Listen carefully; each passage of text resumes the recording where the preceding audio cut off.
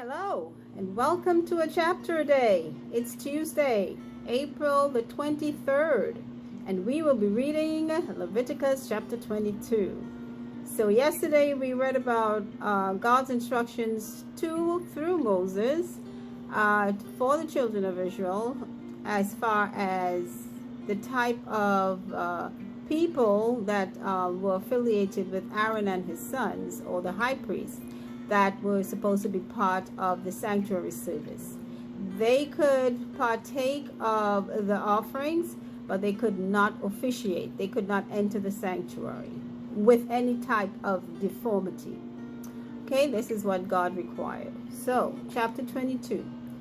And the Lord spake unto Moses, saying, Speak unto Aaron and to his sons, that they separate themselves from the holy things of the children of Israel, and that they profane not my holy name in those things which they hallow unto me. I am the Lord.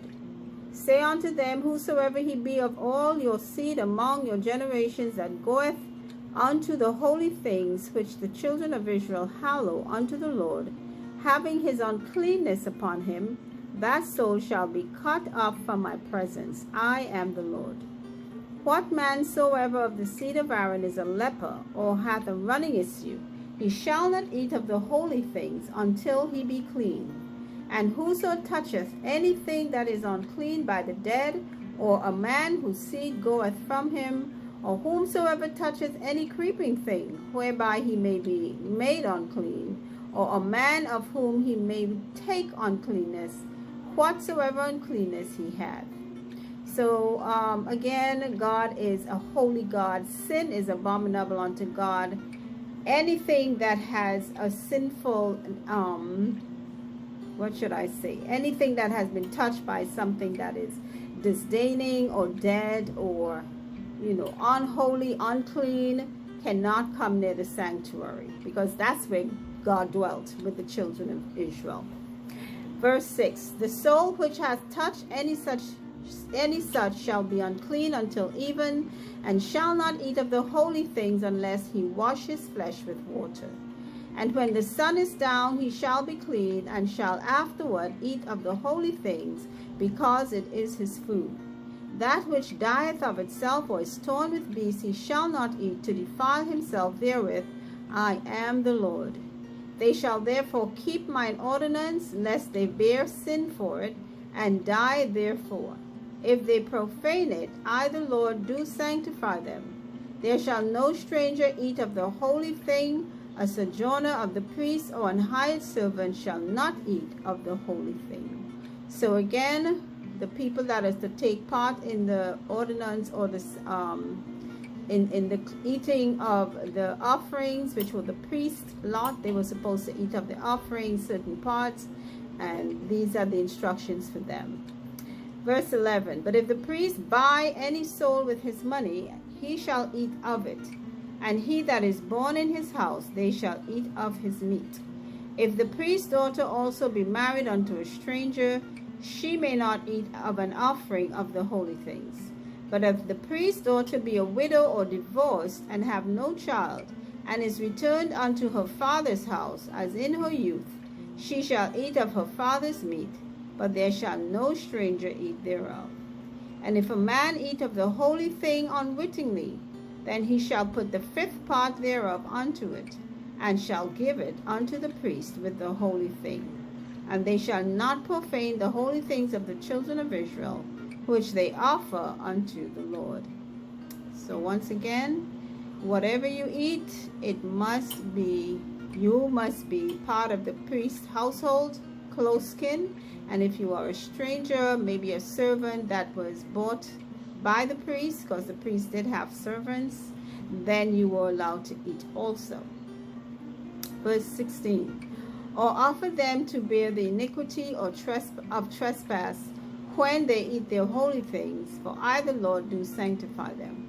And the Lord spake unto Moses, saying, Speak unto Aaron and to his sons, and unto all the children of Israel, and say unto them, Whatsoever he be of the house of Israel, or of the strangers in Israel, that will offer his oblation for all his vows, and for all his freewill offerings, which they will offer unto the Lord for a burnt offering, You shall offer at your own with a male, at your own will, a male without blemish, of the beeves, of the sheep, or of the goats. But whatsoever hath a blemish, that you shall not offer, for it shall not be acceptable for you. So again, your offering had to be of a clean animal, without blemish, and you were supposed to do it freely. Verse 21, and whosoever offereth a sacrifice of peace offerings unto the Lord, to accomplish his vow, or a freewill offering in beeves or sheep, it shall be perfect to be accepted. There shall be no blemish therein. Blind or broken or maimed or having a wen or scurvy or scab, you shall not offer these unto the Lord, nor make an offering by fire of them upon the altar unto the Lord.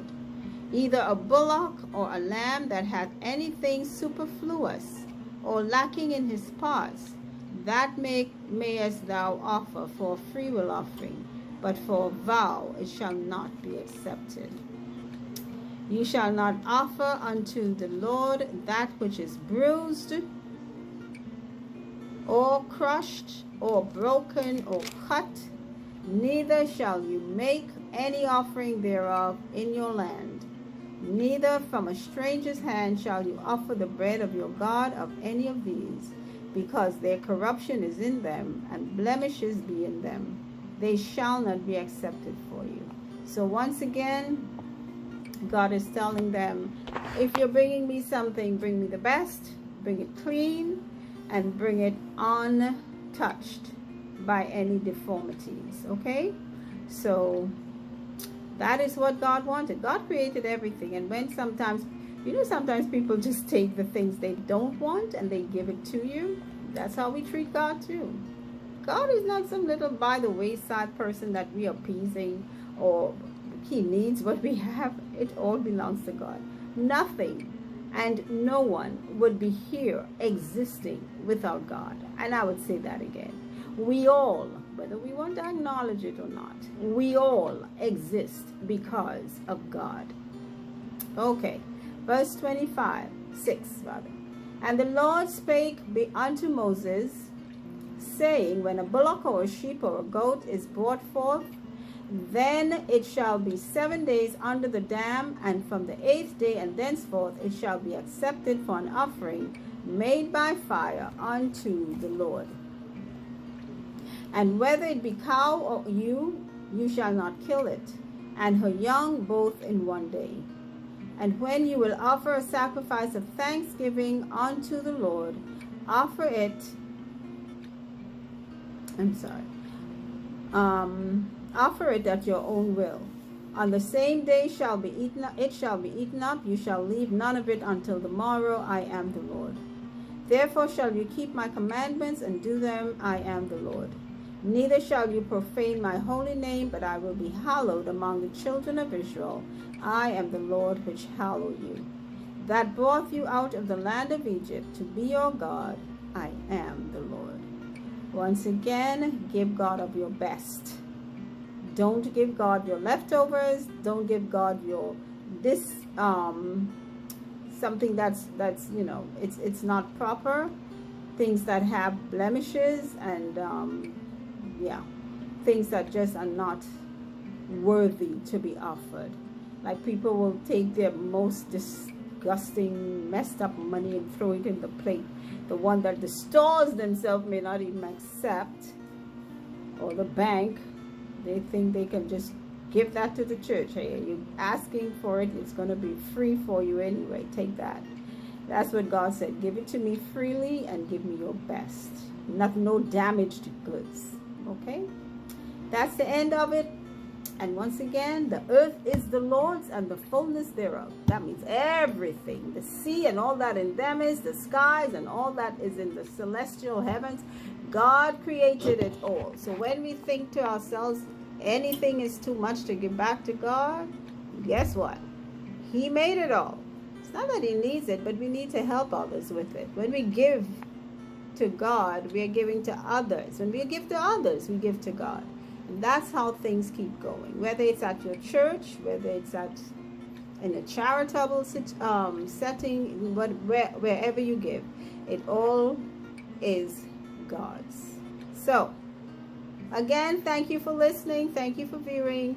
And until our next reading, remember, faith comes by hearing God's word. Take care. Bye.